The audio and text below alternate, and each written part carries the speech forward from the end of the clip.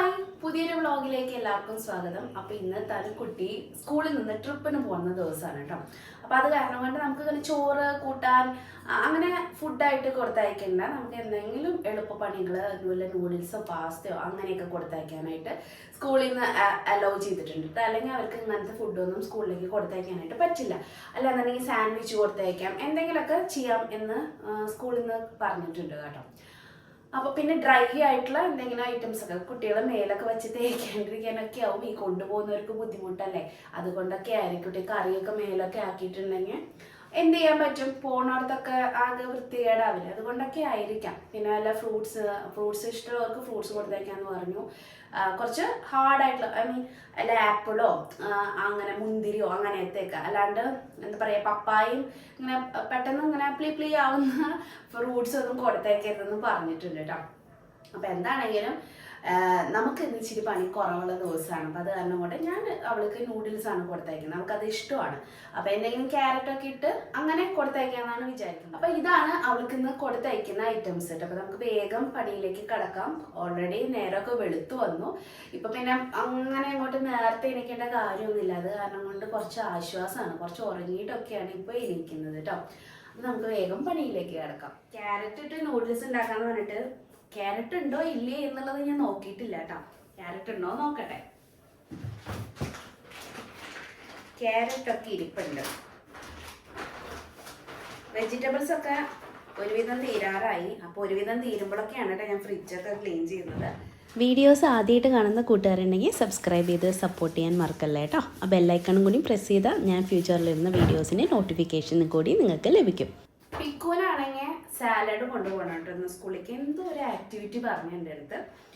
അപ്പോൾ ഇന്ന് മൊത്തത്തിൽ ആക്ടിവിറ്റിയും ട്രിപ്പൊക്കെ ആയിട്ട് കുറച്ച് എളുപ്പമുള്ള ദിവസമാണ്. അപ്പോൾ ഞാൻ ക്യാരറ്റും കുക്കുംബറും ആപ്പിളും എടുത്തിട്ടുണ്ട് കേട്ടോ. ഇത് പുതിയ പീലറാണ് കേട്ടോ. നല്ല അടിപൊളി പീലറാണ്. എന്താണെങ്കിലും ഞാൻ നാട്ടിൽ നിന്ന് മേടിച്ചതാണ്, തൃശ്ശൂരിൽ നിന്ന്. നമ്മളൊരു ഹോൾസെയിൽ കടയിൽ പോയിട്ടുണ്ടായിരുന്നല്ലോ പിക്കൂനും തനുകുട്ടിക്കൊക്കെ എന്താ പറയുക സ്കൂളിലത്തെ വാട്ടർ ബോട്ടിലും ലഞ്ച് ബോക്സൊക്കെ മേടിക്കാൻ വേണ്ടിയിട്ട് ആ കടയിൽ നിന്ന് വാങ്ങിച്ച പീലറാണ് കേട്ടോ ഇത്. അടിപൊളിയാണ്. നമ്മുടെ പുത്തമ്പള്ളിയുടെ ബാക്കിലുള്ള ഹോൾസെയിലിൻ്റെ കടയില്ലേ അവിടെ നിന്നാണ് മേടിച്ചത് കേട്ടോ.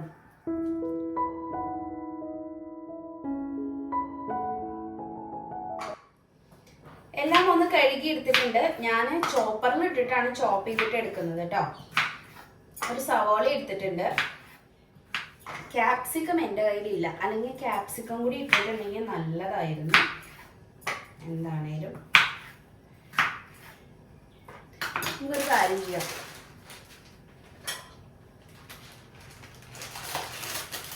നൂഡിൽസ് നമുക്ക് സെപ്പറേറ്റ് വേവിക്കാം.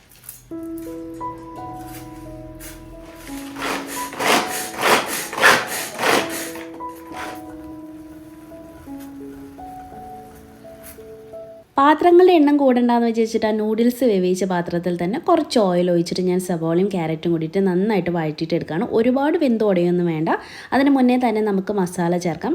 ഇതിൻ്റെ കൂടെ കിട്ടില്ലേ ആ ഒരു പാക്കറ്റ്, അത് ഇതിലേക്ക് ആഡ് ചെയ്തിട്ടുണ്ട്. ഒന്ന് വഴന്ന് വന്നതിന് ശേഷം ഒരു അല്പം വെള്ളം ഒഴിച്ചു. ക്യാരറ്റ് ഒന്ന് വെന്ത് വരാൻ വേണ്ടിയിട്ട് കേട്ടോ. ക്യാരറ്റ് അങ്ങ് വെന്ത് വന്ന് കഴിഞ്ഞിട്ടുണ്ടെങ്കിൽ നമുക്ക് നൂഡിൽസ് ചേർത്ത് കൊടുക്കാം. ഇതിൽ മുട്ട ഇഷ്ടമുള്ളവർക്ക് മുട്ട ചേർക്കാം കേട്ടോ. കൊത്തിപ്പൊരിച്ച് ചേർക്കും. ഇവർക്ക് നോൺ വെജ് കൊടുത്തയക്കാനായിട്ട് പാടില്ല. അതുകൊണ്ടാണ് ഞാൻ മുട്ടയൊന്നും കൊത്തിപ്പൊരിക്കാൻ. ഞാൻ അല്ലെങ്കിൽ പൊട്ടിച്ചൊഴിച്ച് ഒന്ന് ചിക്കി എടുക്കുക ഒക്കെ ചെയ്യാം കേട്ടോ. ഇവർക്ക് പറ്റാത്ത കാരണം കൊണ്ടാണ്. നമ്മുടെ നൂഡിൽസ് റെഡി. ഇങ്ങനെ നൂഡിൽസ് തയ്യാറാക്കുമ്പോൾ എന്താ ഗുണം എന്ന് വെച്ചിട്ടുണ്ടെങ്കിൽ ഇത് കുറച്ച് നേരം ഇരിക്കുമ്പോൾ കട്ട പിടിക്കില്ലേ, അത് നമുക്ക് ഒഴിവാക്കാൻ പറ്റും. ഇതിങ്ങനെ സെപ്പറേറ്റ് ആയി വിട്ട് കെടുക്കുകയും ചെയ്യും കേട്ടോ. അപ്പോൾ ഇങ്ങനെ ഒന്ന് ചെയ്ത് നോക്ക്. ഞാൻ പിന്നെ സാലഡായിട്ട് നമ്മുടെ കുക്കുംബർ കൂടി കട്ട് ചെയ്തിട്ട് വെച്ച് കൊടുത്തിട്ടുണ്ട്. അപ്പോൾ എനിക്കൊരു 5 മിനിറ്റ് ഒഴിവ് കിട്ടിയപ്പോൾ ഞാൻ വിചാരിച്ചു തലേ ദിവസം രാത്രി കഴുകി വെച്ച പാത്രങ്ങൾ മുഴുവൻ ഞാൻ ആ മേശപ്പുറത്ത് വെച്ചിട്ട് ഫാൻ ഇട്ടിട്ടാണ് ഉണക്കിയെടുക്കുന്നതേ. കാരണം എന്താ വെച്ചാൽ പകലൊക്കെ ആയിരുന്നെങ്കിൽ ഞാൻ മേലെ വെയിലത്ത് കൊണ്ടുപോയി ഉണക്കും. രാത്രിയിൽ കഴുകുന്ന അങ്ങനെ ചെയ്യാനായിട്ടുള്ള പറ്റില്ലല്ലോ. അപ്പോൾ അത് കാരണം കൊണ്ട് മേശപ്പുറത്ത് അങ്ങ് വെച്ച് ഫാൻ ഫാനിടെ, അല്ലെങ്കിൽ ഫാൻ ഇട്ടില്ലെങ്കിൽ കുഴപ്പമൊന്നുമില്ല, രാവിലെ ആകുമ്പോഴേക്കും അങ്ങ് ഉണങ്ങി കിട്ടും.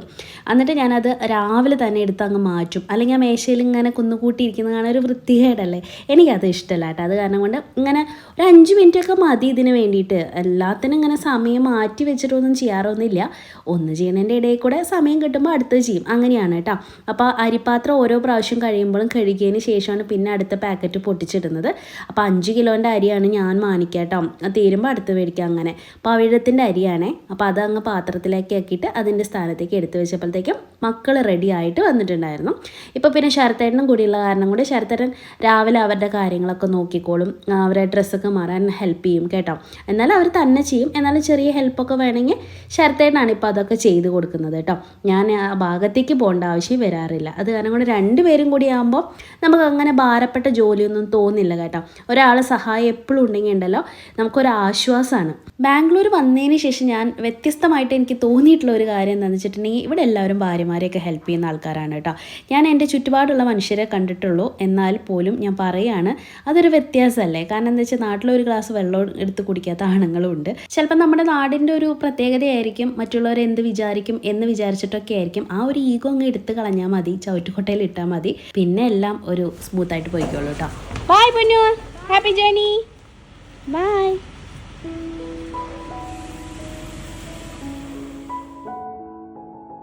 അങ്ങനെ ഞങ്ങളിതാ വാക്കിങ്ങിന് വരികയാണ് കേട്ടോ. പണ്ടൊക്കെ ഈ സെൽഫ് ലവ് എന്നുള്ളൊരു കോൺസെപ്റ്റ് ഉണ്ടായിരുന്നില്ല അല്ലേ. ഇപ്പോൾ പിന്നെ എല്ലാവർക്കും ഒരു സെൽഫ് ലവ് ഒക്കെ വന്ന് തുടങ്ങിയിട്ടുണ്ട്. ഒരു സത്യം പറയട്ടെ, ഞാൻ എല്ലാവരുടെ ഉള്ളിലൊരു വിചാരം ഉണ്ടേ, ഇപ്പോൾ ഞാൻ മരിച്ചു എന്നറിഞ്ഞാൽ എല്ലാവരും ഞെട്ടും കരയും എന്നൊക്കെ. എന്നതൊന്നും ഉണ്ടാകാൻ പോണില്ല.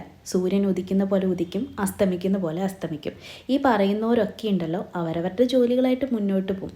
അല്ലെങ്കിൽ FBയിലും വാട്സപ്പിലും ഒക്കെ നിറയുന്ന, അല്ലെങ്കിൽ ഇൻസ്റ്റാഗ്രാമിലൊക്കെ നിറയുന്ന ആദരാഞ്ജലികൾക്കും പ്രണാമത്തിനൊക്കെ 1-2 ദിവസത്തെ ആയുസ് മാത്രമേ ഉണ്ടായിരിക്കുള്ളൂ. ചിലർക്കെങ്കിലും ഒരു വിചാരം ഉണ്ടല്ലേ, നമ്മൾ എന്തോ വലിയ സംഭവമാണ്, അല്ലെങ്കിൽ നമ്മളില്ലെങ്കിൽ ലോകം തന്നെ നിന്ന് പോകും, അല്ലെങ്കിൽ ഇവർക്കൊന്നും ജീവിക്കാൻ തന്നെ പറ്റില്ല എന്നൊക്കെ. ഇന്നൊന്ന് മനസ്സിലാക്കിക്കോ, നമ്മളിവിടുന്ന് പോകുന്ന ഒരു നിമിഷം ഉണ്ടല്ലോ, ചിലപ്പോൾ പകുതിയിലേറെ പേര് അറിയ പോലുമില്ല.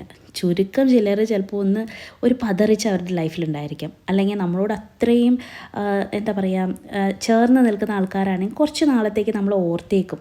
പിന്നീട് കുറേ കഴിയുമ്പോൾ അവരും അത് മറക്കുമല്ലേ. അങ്ങനെ നോക്കിയിരിക്കുന്ന ഞൊടിയിടയിലൊക്കെ പ്രത്യക്ഷമായിട്ട് പോകുമ്പോൾ അങ്ങ് അടഞ്ഞു പോകുന്ന അധ്യായങ്ങളാണ് നമ്മൾ ഓരോരുത്തരും. ഒരു നന്ദി വാക്ക് പറയാൻ പോലും ജീവിതം നമുക്കൊരവസരം തന്നുകൊള്ളണം എന്നില്ല കേട്ടോ, നാളത്തേക്ക് എടുത്തു വെച്ചാൽ. അതുകൊണ്ട് അലമാരിയിൽ ഇതുവരെയും എടുക്കാത്ത പാത്രങ്ങളുണ്ടെങ്കിൽ ഒരു തവണയെങ്കിലും അതെടുത്തൊന്ന് വയറ് നിറയെ ആഹാരം കഴിക്കുക. ഇടാത്ത ഉടുപ്പുകളും സാരികളും ഒക്കെ ഉണ്ടെങ്കിൽ അതൊക്കെ ഒന്ന് എടുത്ത് ഉടുക്കുക. ഇഷ്ടപ്പെട്ട ഭക്ഷണങ്ങളൊക്കെ ഉണ്ടാക്കി കഴിക്കുക, അല്ലെങ്കിൽ വാങ്ങി കഴിക്കുക. പേഴ്സിലൊക്കെ എടുത്ത് വെച്ചിരിക്കുന്ന പൈസയൊക്കെ ഉണ്ടാവില്ലേ, അതൊക്കെ എടുത്ത് പോയിട്ട് ഒരു സിനിമ കാണേ, ഒരു ഐസ്ക്രീം വാങ്ങി തിന്നേ ഒക്കെ ചെയ്തോ. അല്ലെങ്കിൽ ആ മുടി ഒന്ന് വെട്ടി മിനുക്കി, ഒന്ന് ഷാമ്പൂ ഒക്കെ ഇട്ട് വിടർത്തി, ഒന്ന് ത്രെഡിങ് ഒക്കെ ചെയ്ത് വേണമെങ്കിൽ മുറ്റത്തൊക്കെ ഒരു ചാര കസേരയൊക്കെ ഇരുന്ന് പ്രകൃതിയുടെ ഭംഗിയൊക്കെ ഒന്ന് ആസ്വദിക്കേ, ഇഷ്ടമുള്ള കാര്യങ്ങൾ ചെയ്യേ, ഇഷ്ടമുള്ള സ്ഥലത്തേക്ക് ഒരു ട്രിപ്പ് പോവേ, അങ്ങനെയൊക്കെ ചെയ്യാം. ജീവിക്കുന്ന ഓരോ നിമിഷം ആരെയും തൃപ്തിപ്പെടുത്താൻ നിൽക്കാണ്ട്, അല്ലെങ്കിൽ ഇപ്പോൾ എന്താ പറയുക, ഓരോ രാത്രി കിടന്നുറങ്ങിമുണ്ടല്ലോ നിങ്ങൾ നിങ്ങളുടെ ജീവിതമാണ് ഇന്ന് ജീവിച്ചേ എന്നുള്ള ഒരു ആത്മസംതൃപ്തിയോട് കൂടിയിട്ട് ഉറങ്ങാനായിട്ട് നിങ്ങൾക്ക് ആവണം. അല്ലെങ്കിൽ നിങ്ങളുടെ ജീവിതമല്ല നിങ്ങൾ ജീവിക്കുന്നത് കേട്ടോ. നമ്മളിവിടുന്ന് പോയി കഴിഞ്ഞിട്ടുണ്ടെങ്കിലോ ആർക്കും ഒരു നഷ്ടമില്ല, നമുക്ക് മാത്രമേ ഉള്ളൂ എന്ന് മനസ്സിലാക്കുക.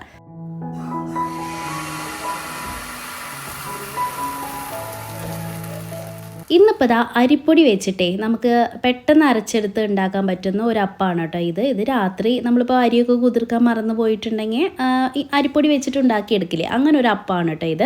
അപ്പോൾ ഇതായിരുന്നു ഇന്ന് ബ്രേക്ക്ഫാസ്റ്റ്. റെസിപ്പി വേണമെന്നുണ്ടെങ്കിൽ കാണിക്കാമല്ലോ എന്ന് വിചാരിച്ചിട്ട് ഞാൻ പിന്നെ കാണിക്കാഞ്ഞതാണ്. ആർക്കെങ്കിലും ആവശ്യമുണ്ടെങ്കിൽ പറഞ്ഞാൽ മതി കേട്ടോ.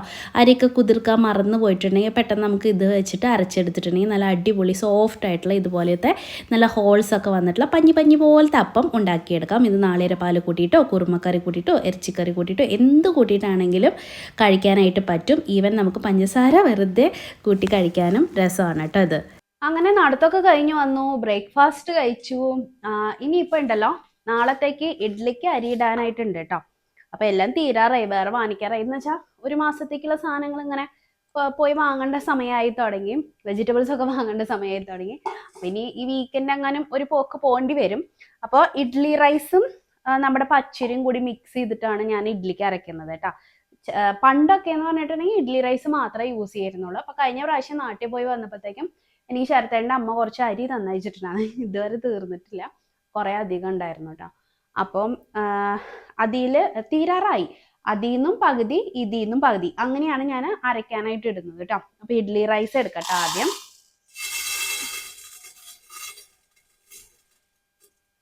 ഇഡ്ഡലി റൈസ് 1 കപ്പ് ഇട്ട് കൊടുത്തിട്ടുണ്ട്. നമുക്ക് ഒരു 2 കപ്പൊക്കെ അരച്ചാൽ തന്നെ ധാരാളമാണ് കേട്ടോ കഴിക്കാനൊക്കെ. സാബൂദാന ഇല്ലേ, ഈ വൈറ്റ് കളറിലുള്ളത് ചൗവരി, അത് ചേർക്കും കേട്ടോ. അതൊരു 1/4 കപ്പ് ചേർക്കാറുണ്ട്.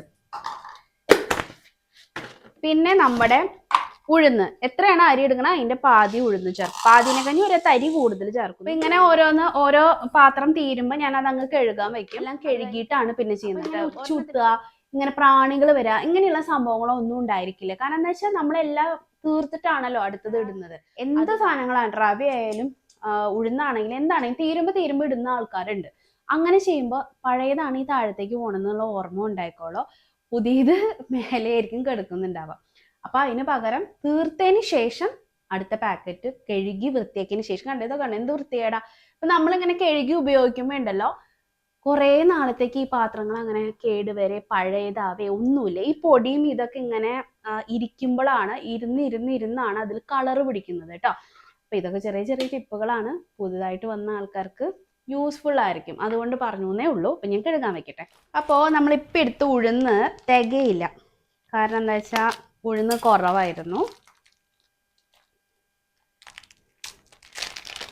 ആ പാത്രം കഴുകി വെയിലത്താണ് ഞാൻ കൊണ്ടുപോയി ഉണക്കുന്നത് കേട്ടോ. ഇങ്ങനത്തെ എല്ലാ സാധനങ്ങളും വെയിലത്ത് കൊണ്ടുപോയി വെച്ചിട്ടാണ് ഉണക്കുന്നത്. അതായത് ഡയറക്റ്റ് സൺലൈറ്റിൽ പാത്രങ്ങൾ ഉണങ്ങി കഴിഞ്ഞിട്ടുണ്ടെങ്കിൽ നല്ലതാണ്. അപ്പൊ അത് കാരണം കൊണ്ട് വെള്ളം ഈർപ്പൊക്കെ അപ്പാടെ പോയിക്കോളും, ഒന്നും ഉണ്ടാവില്ല, പെട്ടെന്ന് ഉണങ്ങി കിട്ടുകയും ചെയ്യും. നമ്മളിങ്ങനെ ഇപ്പൊ സ്ഥലമൊക്കെ ഇല്ല, ബാംഗ്ലൂരൊക്കെ ആണെങ്കിൽ അത്രയും സ്പേസ് ഒന്നുമില്ല, നമുക്ക് വർക്ക് ഏരിയ ഉണ്ടാവില്ല, അങ്ങനെ കുറേ എന്താ പറയാ കുറേ നമുക്ക് കുറവുകളുണ്ട്. അപ്പൊ അത് കാരണം കൊണ്ട് ഞാൻ എന്ത് ചെയ്യുന്ന വെച്ചിട്ടുണ്ടെങ്കിൽ എനിക്കിങ്ങനെ പരത്തി ഇവിടെ മുഴുവൻ നിരത്തി വെക്കുന്നതിനൊക്കെ ഇഷ്ടം. പെട്ടെന്ന് എല്ലാം ഒതുക്കി എൻ്റെ അടുക്കളയാണെങ്കിലും നിങ്ങളൊന്ന് ശ്രദ്ധിച്ചു നോക്കി, ഞാൻ അങ്ങനെ പരത്തി വെക്കില്ല. ഇപ്പൊ ഇതൊക്കെ എടുത്ത് കഴിഞ്ഞാൽ അപ്പുറത്ത് കൊണ്ടുവയ്ക്കും. ഇവിടെ ആണെങ്കിലും ബാക്കിലൊക്കെ നിങ്ങൾ നോക്കി നോക്കിക്കോ, ഒന്നും അങ്ങനെ കുറെ നിരത്തി വെച്ചിട്ടൊന്നും ഉണ്ടായിരിക്കില്ല കേട്ടോ. അപ്പൊ അതുകൊണ്ട് ഞാൻ പറഞ്ഞേ ഉള്ളൂ, വെയിലത്ത് കൊണ്ടുപോയി വെച്ചിട്ട് ഉണക്കിക്കോ. 1 കപ്പ് ഉഴുന്നിട്ട്. പച്ചരിയാണേ, പച്ചരി നാട്ടിലെ റേഷൻ കടയിലത്തെ പച്ചരിയാണ്, തീർന്നേ ഇല്ല. ഇത് എത്ര നാളായി ഉപയോഗിക്കുന്നത്, തീരുന്നതേ ഇല്ല. അക്ഷയപാത്രം പോലെ നിറഞ്ഞു വരുന്ന പോലെ എനിക്ക് തോന്നുന്നു കേട്ടോ. ഇത്രയും കൂടെയുള്ള കഴിഞ്ഞു. 1.5 കപ്പ് ആക്കുന്നുണ്ട് കേട്ടോ ഞാൻ, എന്നുവെച്ചാ അരക്കല്ലേ എന്തായാലും. അപ്പോൾ കുറച്ചധികം ഇരുന്നോട്ടെ, രാത്രിയൊക്കെ കഴിക്കണമെങ്കിൽ ഒരു 1/4 ഗ്ലാസും കൂടി ഉഴുന്ന് എക്സ്ട്രാ ഇടുന്നുണ്ട്.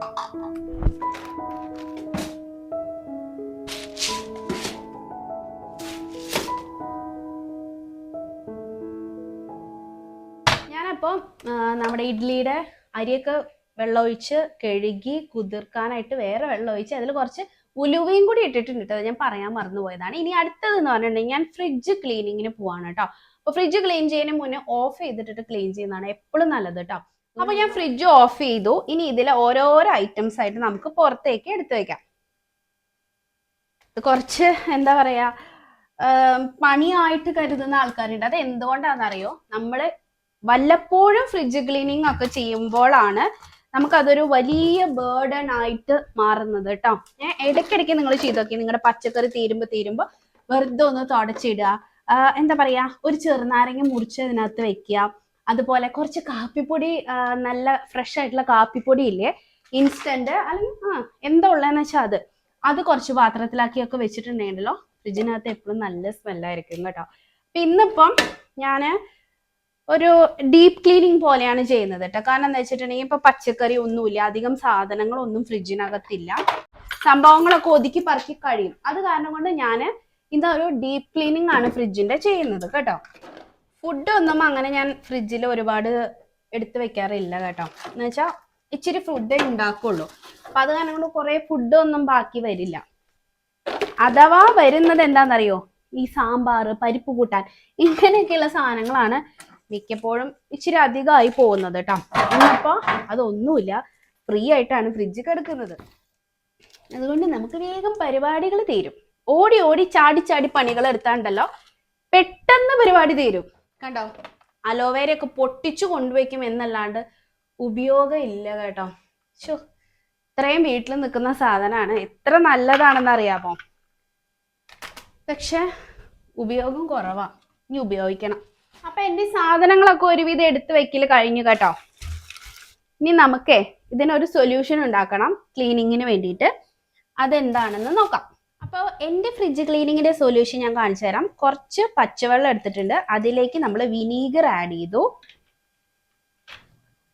ഒരു തരി ഡിഷ് വാഷിംഗ് എന്താണ് നിങ്ങൾ, ഞാൻ പ്രില്ലാണ് എടുക്കുന്നത് കേട്ടോ. വിമ്മോ പ്രില്ലോ ഒരു തരി മതി കേട്ടോ, പതയ്ക്കൊന്നും വേണ്ട. ഒരു ചെറുനാരങ്ങയും കൂടി പിഴിഞ്ഞ് ഒരു 10 തുള്ളി അതും ഒഴിക്കുക കേട്ടോ. അല്ലെങ്കിൽ ഒരു അരമുറി നിങ്ങൾക്ക് നിങ്ങളുടെ ഇഷ്ടത്തിന് ഒഴിച്ചോ. ഞാൻ ഒരു അരമുറിയുടെ താഴെ കണ്ടിട്ട് ഒഴിക്കുന്നുണ്ട്. ഇതാണ് നമ്മുടെ ക്ലീനിങ്ങിന് ഉപയോഗിക്കുന്ന സൊല്യൂഷൻ. ഇതൊന്ന് മിക്സ് ചെയ്തിട്ട് എടുക്കട്ടെ.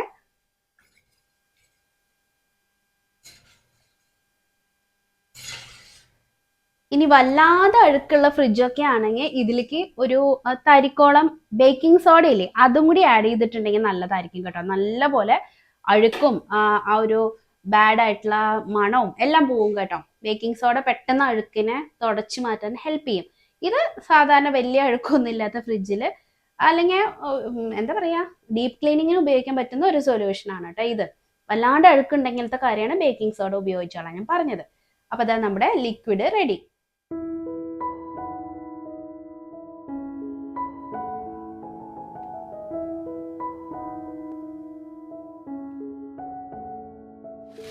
ആദ്യം ഈ പൊടികളൊക്കെ ഞാനൊന്ന് തുടച്ചെടുക്കുകയാണ് കേട്ടോ. കാരണം എന്താ വെച്ചാൽ ഇതിനകത്ത് നമ്മൾ പിന്നെ ഈ വെള്ളം കൊണ്ട് തുടയ്ക്കുമ്പോൾ ഉണ്ടല്ലോ, ഈ അഴുക്ക് ഇവിടെ തന്നെ പറ്റി പിടിച്ചിരിക്കും. അതിലും ബെസ്റ്റ് നമ്മൾ ആദ്യം ഈ പൊടി അങ്ങ് തുടച്ചെടുക്കുന്നതാണ്. പിന്നെ ഈ ഷീറ്റ് നല്ല യൂസ്ഫുൾ ആണ്. കാരണം എന്താ വെച്ചാൽ ഒരുവിധപ്പെട്ട പൊടി മുഴുവൻ ഇതിലങ്ങ് പറ്റി പിടിച്ചോളും, വേറെ ഒന്നിലേക്കും ആവില്ല. താഴത്തെ തട്ടിലൊന്നും അങ്ങനെ ആവില്ല കേട്ടോ. ഇതിലാണ് പിന്നെ ഒരു അഴുക്കുള്ളത്. കാരണം എന്താ വെച്ചാൽ ഇത് പച്ചക്കറി വെക്കുന്നല്ലേ, അതിന്റെ അഴുക്കാണ് കേട്ടോ.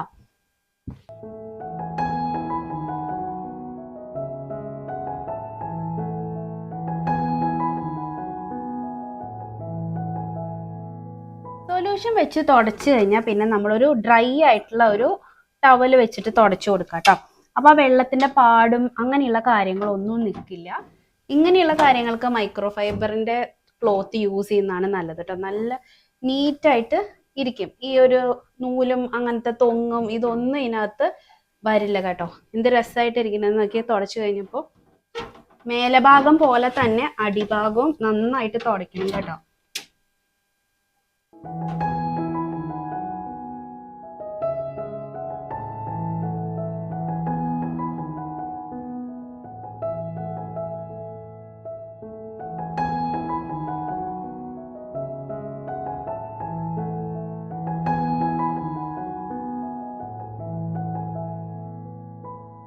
ഇപ്പൊ ഇതൊക്കെ ഞാൻ തുടച്ചെടുത്തില്ലേ, ഇപ്പൊ ഇതിനകത്ത് ഈ ഹോൾസിനകത്തൊക്കെ നമുക്ക് ഇങ്ങനെ തുടയ്ക്കാൻ ബുദ്ധിമുട്ടായിരിക്കും അല്ലെ, വെള്ളമാക്കിയിട്ട്. അപ്പൊ നമ്മൾ എന്ത് ചെയ്യണമെന്ന് വെച്ചാൽ ഇതുപോലത്തെ ബ്രഷ് ഇല്ലേ, അല്ലെങ്കിൽ ടൂത്ത് ബ്രഷ് വാങ്ങിച്ചിട്ട് ഇതേ ഇങ്ങനെ ഇട്ട് ഇതിനകത്ത് അഴുക്ക് മുഴുവൻ കളയാൻ പറ്റും കേട്ടോ.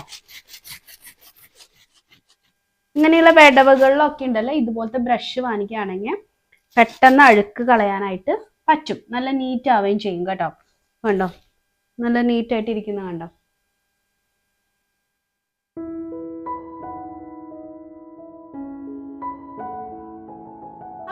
ഫ്രിഡ്ജ് ക്ലീനിങ് കഴിഞ്ഞു, നല്ല പളപളാന്ന് മിന്നുന്നുണ്ട്. അപ്പൊ ഇത്രയാണ് എൻ്റെ ഒരു ക്ലീനിങ്ങിന്റെ രീതി എന്ന് പറയുന്നത് കേട്ടോ. ഇങ്ങനെ നമ്മൾ ഒരു വട്ടം ഇതുപോലെ ഡീപ്പ് ക്ലീനിങ്ങും, അത് കഴിഞ്ഞിട്ട് പിന്നെ ആഴ്ചയിൽ ഇതൊക്കെ ഒന്ന് ജസ്റ്റ് പുറത്തേക്ക് എടുത്ത് വെച്ചിട്ട് ജസ്റ്റ് ഒന്ന് തുടച്ച് വൃത്തിയാക്കിയിട്ട് ഇട്ടിട്ടുണ്ടെങ്കിൽ ഫ്രിഡ്ജ് എന്നും പുതിയതുപോലെ ഇരിക്കും കേട്ടോ. എൻ്റെ ഉറപ്പാണ്. ഇതൊരു 8 വർഷം പഴക്കമുള്ള ഫ്രിഡ്ജാണ്. കാരണം നമ്മൾ ഈ വീട് വാങ്ങിച്ചിട്ടുള്ള ഫ്രിഡ്ജാണ്. അപ്പോൾ കണ്ടോ, 5-8 വർഷമായിട്ട് പോലും ഈ ഫ്രിഡ്ജിന് ഒരു കുഴപ്പം, ഒരു മാറ്റം പോലും സംഭവിച്ചിട്ടില്ല. ഒരു അഴുക്ക് പിടിക്കുക ഒന്നും തന്നെ സംഭവിച്ചിട്ടില്ല. അത് ഞാൻ ഇതുപോലെ ഡീപ്പ് ക്ലീനിങ്ങും അല്ലാതെ തന്നെ വീക്കിലി ക്ലീനിങ്ങും ഒക്കെ ചെയ്ത് എപ്പോഴും നീറ്റായിട്ട് സൂക്ഷിക്കുന്ന കാരണം കൊണ്ട് തന്നെയാണ് കേട്ടോ. അപ്പോൾ നല്ല നീറ്റായിട്ടുണ്ട്, നല്ല സ്മെല്ലൊക്കെ ഇപ്പോൾ ഇവിടെ അങ്ങനെ നിൽക്കുമ്പോൾ. അപ്പോൾ ഇനിയിപ്പോൾ എന്താ പരിപാടി എന്ന് വെച്ചിട്ടുണ്ടെങ്കിൽ നമ്മളിതിൽ ഫ്രിഡ്ജിലത്തെ മാറ്റ് യൂസ് ചെയ്യാറുണ്ട്, ഫ്രിഡ്ജ് മാറ്റ് ഇവിടെയൊക്കെ ഇടാറുണ്ട്. അതുകൊണ്ടാണ് ഈ കോറല് പിന്നെ അഴുക്ക് പിടിക്കുക ഇങ്ങനത്തെ കാര്യങ്ങളൊന്നും ഇല്ലാത്ത. അപ്പോൾ അത് പുതിയത് ഇരിപ്പുണ്ട്, അത് കൊണ്ടുവന്ന് ഞാൻ ഇടട്ടെ. അത് കഴിഞ്ഞാൽ സാധനങ്ങൾ എടുത്ത് വെച്ചിട്ടുണ്ടെങ്കിൽ നമ്മുടെ എല്ലാ പരിപാടിയും കഴിഞ്ഞു. അപ്പം നിങ്ങൾക്ക് ഇഷ്ടപ്പെട്ടെന്ന് വിചാരിക്കണം ഫ്രിഡ്ജ് ക്ലീനിങ്. നിങ്ങൾ ഇതുപോലെ തന്നെ ചെയ്ത് നോക്കുക കേട്ടോ.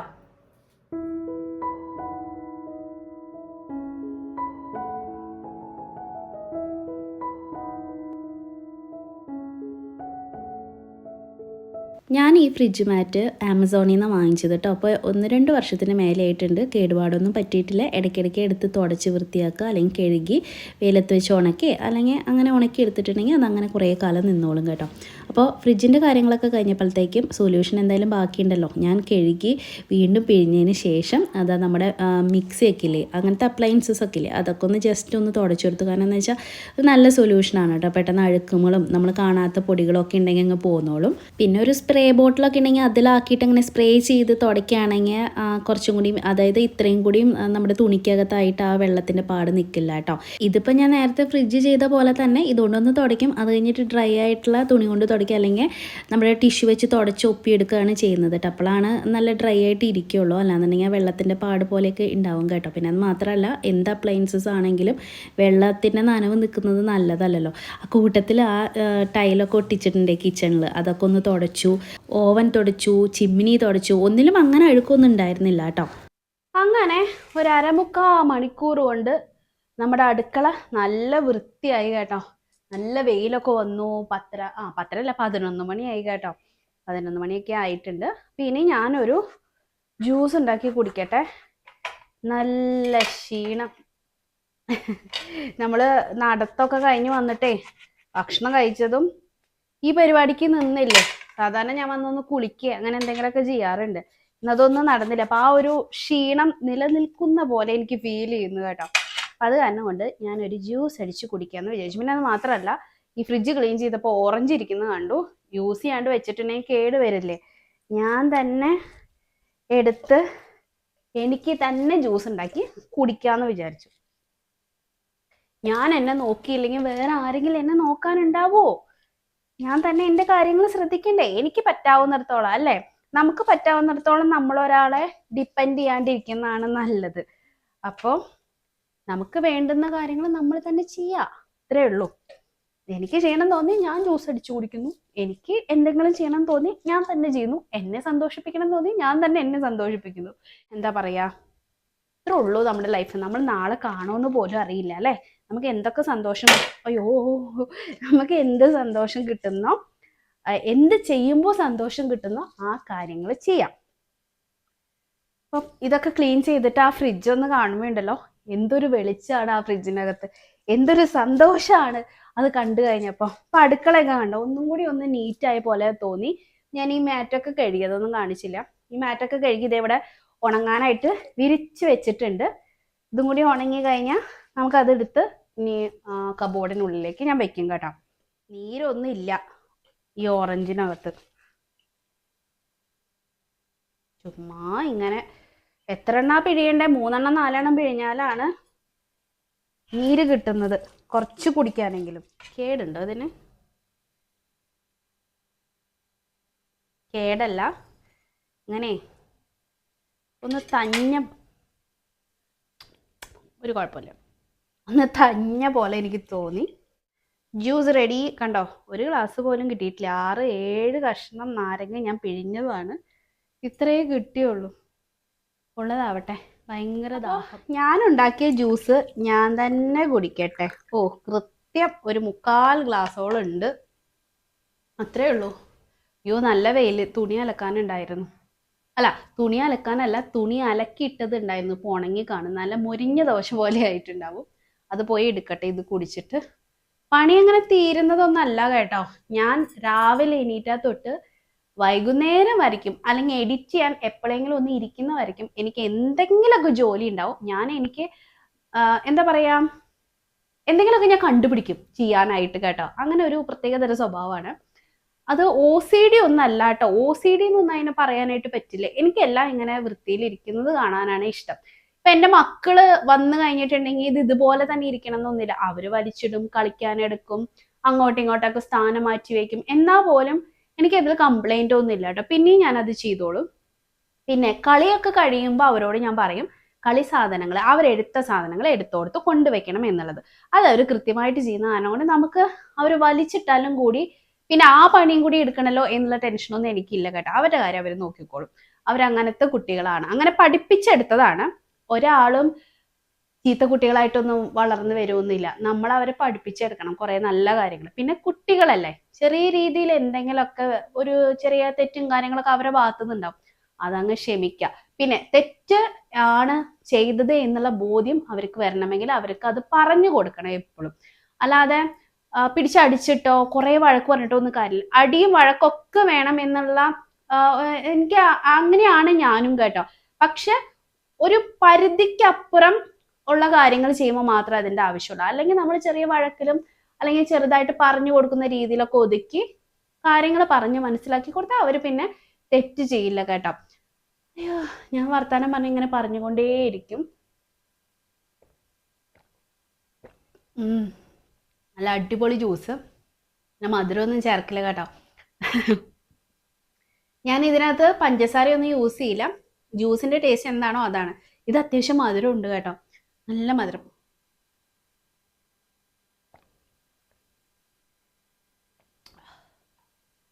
അടിപൊളി.